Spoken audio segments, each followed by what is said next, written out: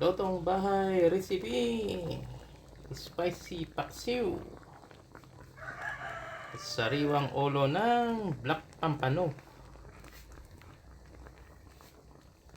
With pure sukang tuba, pinakurat. Sukang tuba, pinakurat. Yan yung nilagay natin.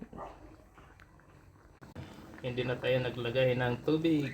Yung pure sukang tuba, pinakurat yung nilagay natin. Yan o.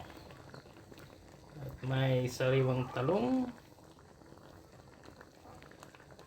Yan yung mga sangkap natin.